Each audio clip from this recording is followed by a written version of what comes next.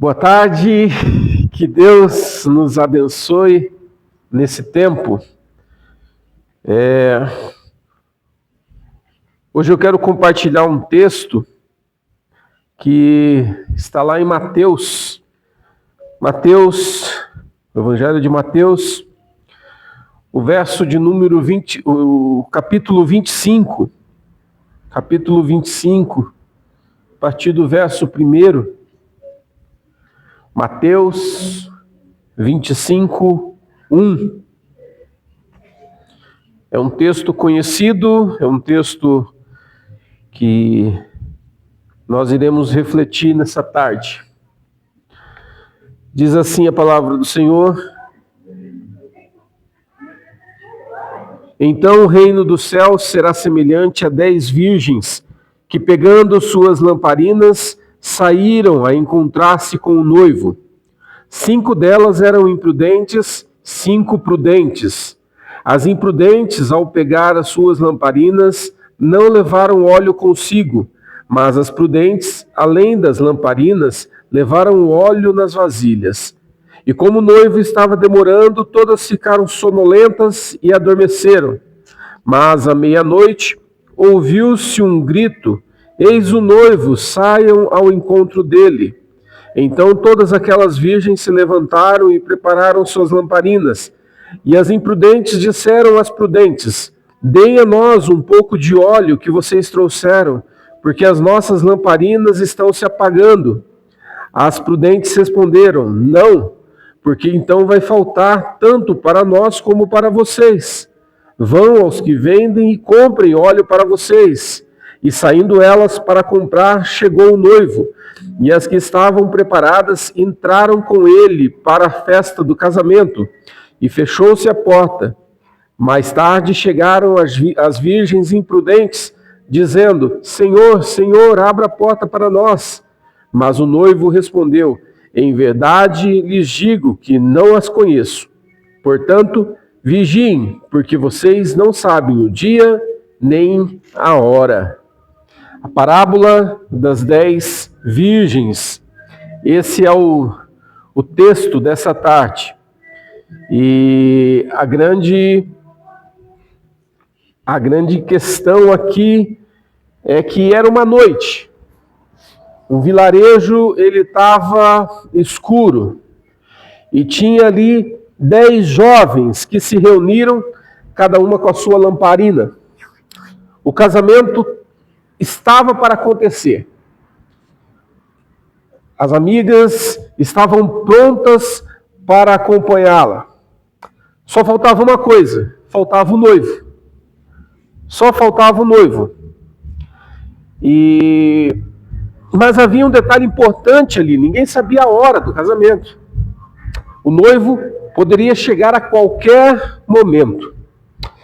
À meia-noite, na madrugada, então, é que o noivo chega. E a história conta que ele leva consigo aquelas que estavam preparadas. O texto diz que elas, pela demora do noivo, elas pegaram no sono e ficaram ali sem prestar muita atenção no que acontecia, mas quando se ouve o barulho do noivo chegando, aí elas começam a correr, e as imprudentes, 5 delas imprudentes, não haviam se preparado com óleo para acender a sua lamparina. E elas queriam repartir ali com as prudentes, mas elas falaram: não vamos repartir, porque senão vai faltar para todo mundo. Vão e comprem. Só que justamente nesse momento que elas saem para comprar o óleo para sua lamparina, o noivo chega.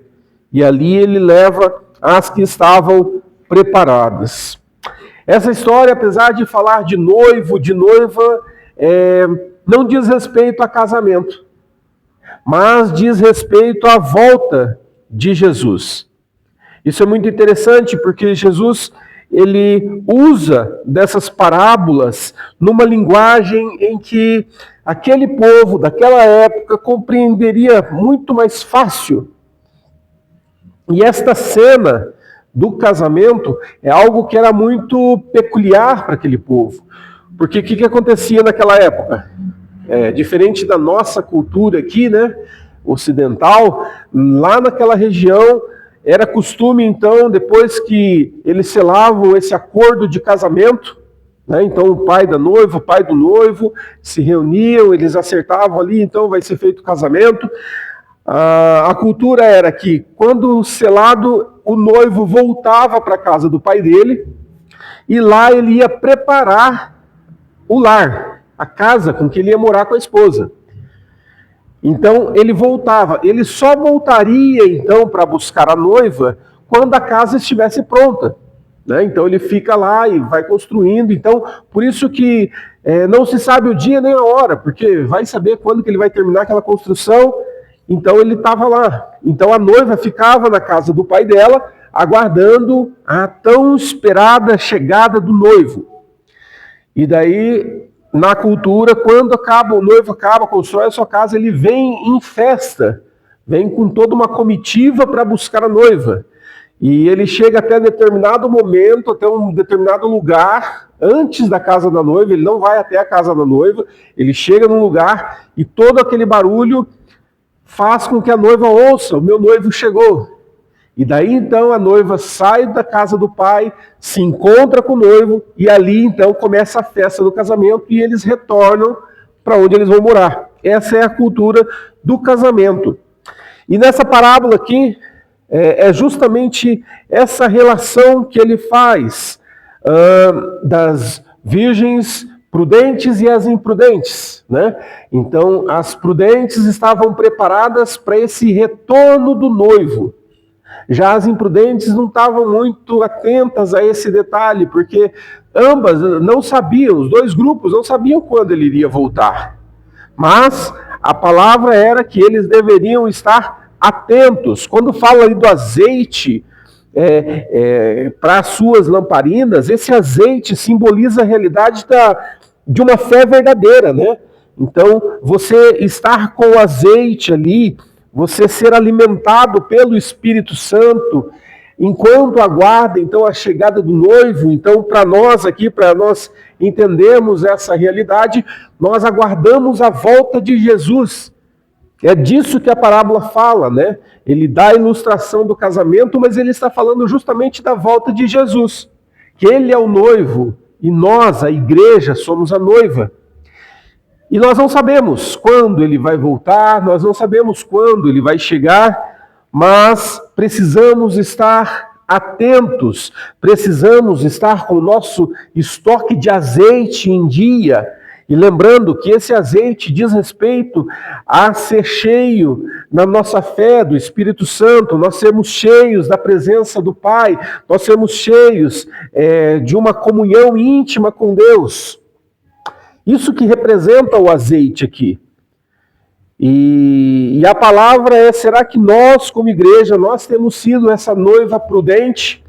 Será que a gente, de fato, nós temos nos enchido da presença do Espírito Santo todos os dias, aguardando? Pode ser que ele chegue no final dessa tarde, pode ser que Jesus volte amanhã cedo, pode ser que ele volte no final de semana, a gente não sabe, mas o grande desafio para nós, e que o texto, a parábola, nos mostra, é essa prudência, é nós estarmos preparados. O combustível que mantém essa chama acesa é o Espírito Santo em nós.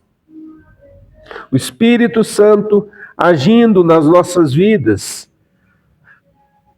Lá em Filipenses, no capítulo 1, verso 6, diz que aquele que começou boa obra em nós há de completá-la até o dia de Cristo Jesus. Ser uma noiva prudente é uma noiva que está aguardando a volta do noivo, mas nesse aguardar, nós nos enchemos da presença do Espírito Santo, e se encher da presença do Espírito Santo é participar desse processo de transformação até a volta de Cristo. Aquele que começou a boa obra é fiel para completá-la até o dia de Cristo Jesus, ou seja, até o dia da sua volta.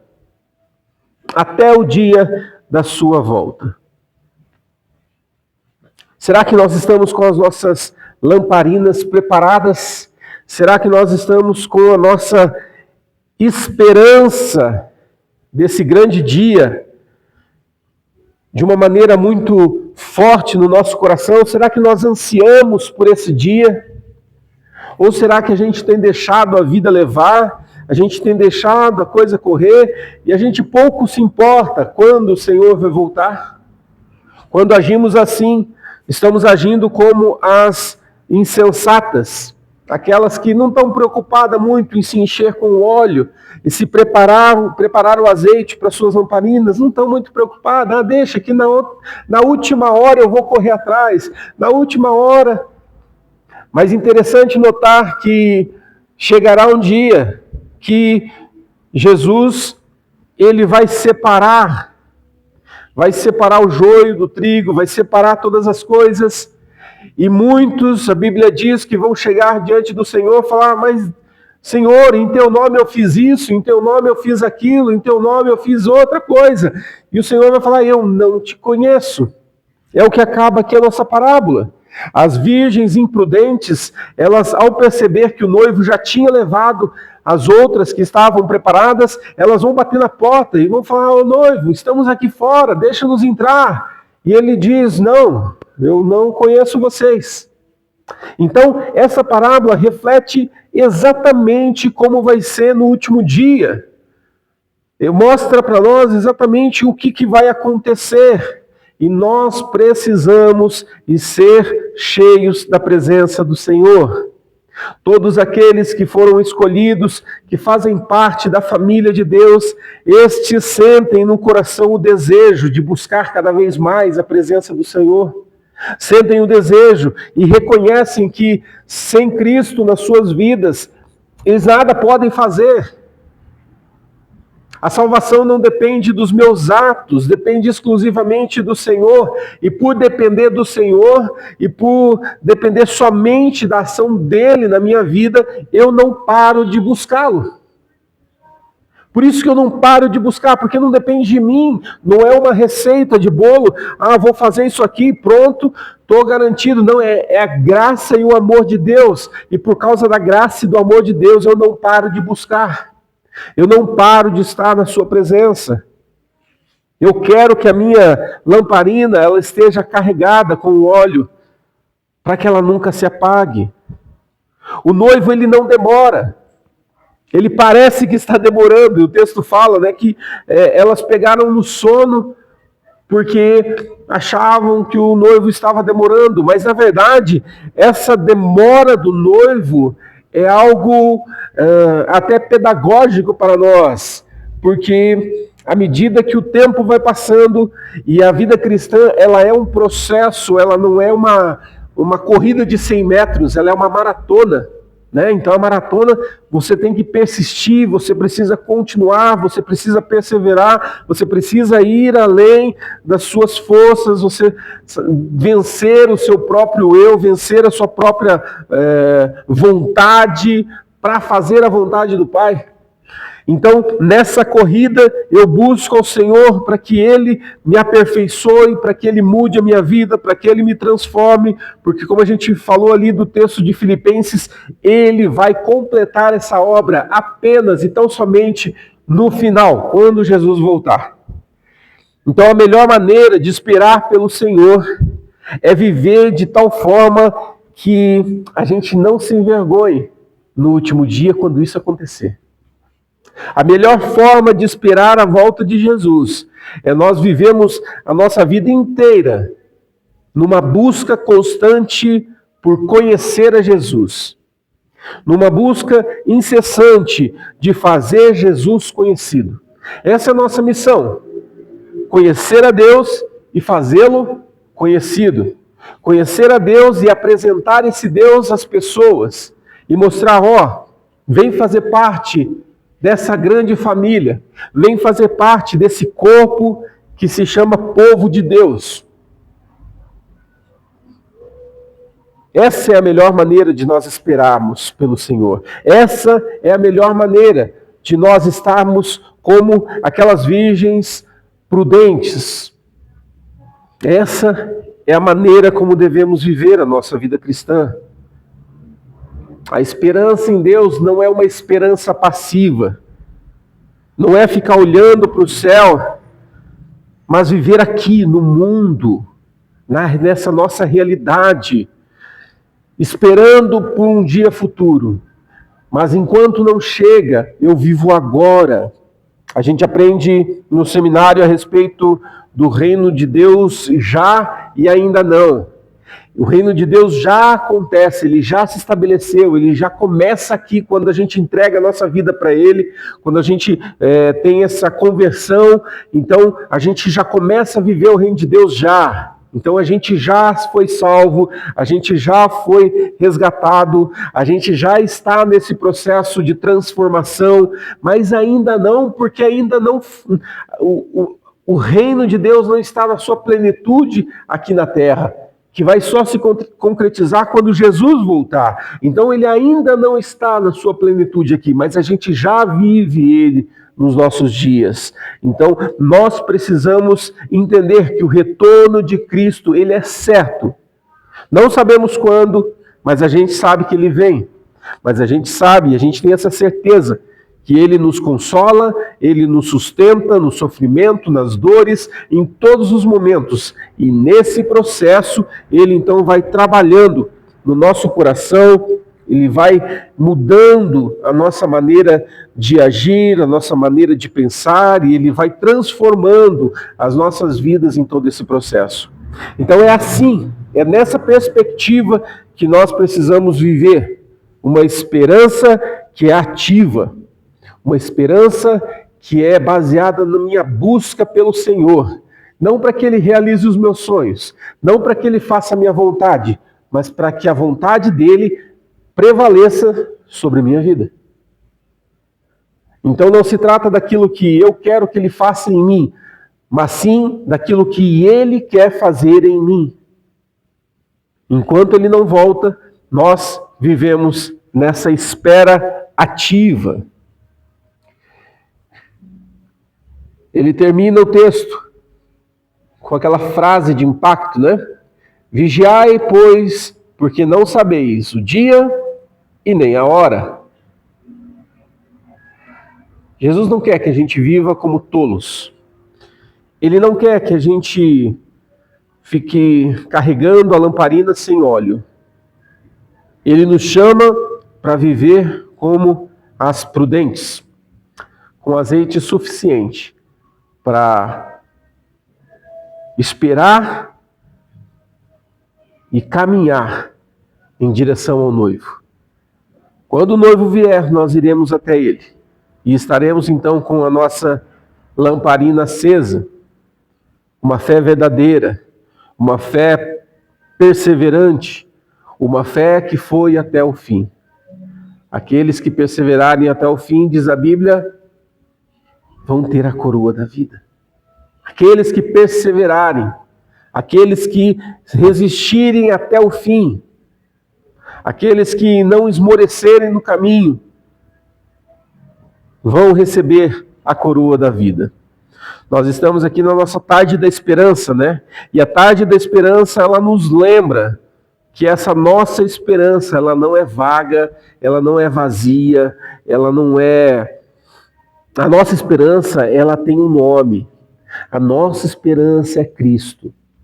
A nossa esperança é um Cristo que veio, viveu, morreu, ressuscitou e prometeu que iria voltar. Um dia a porta vai se abrir para que a gente possa entrar. E vai se abrir para aqueles que estão em Cristo Jesus. Ela não vai abrir para todo mundo. Ela vai abrir apenas para aqueles que estão nele. Então a gente precisa esperar com prudência. Esperar com vigilância. A gente sabe que os dias estão maus, né? A gente sabe que os tempos são difíceis. Os tempos são pesados. Os tempos, eles fazem tudo, né? O tempo faz tudo para nos desmotivar, para nos trazer tristeza. Mas o texto nos lembra que a nossa esperança está em Cristo Jesus, é nele que a gente espera.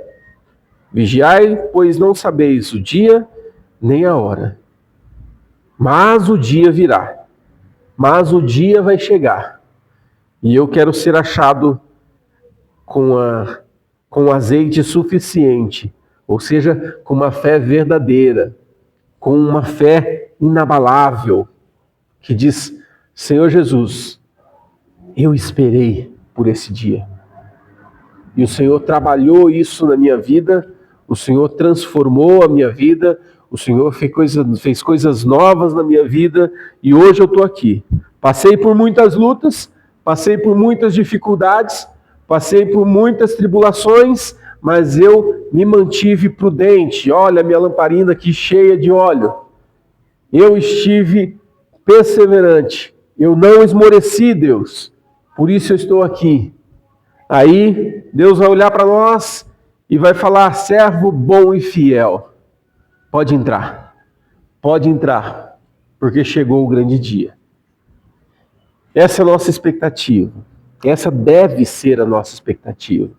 E a gente caminha nessa direção, e eu quero que você saia daqui com essa mentalidade de que pode até parecer que Jesus está demorando.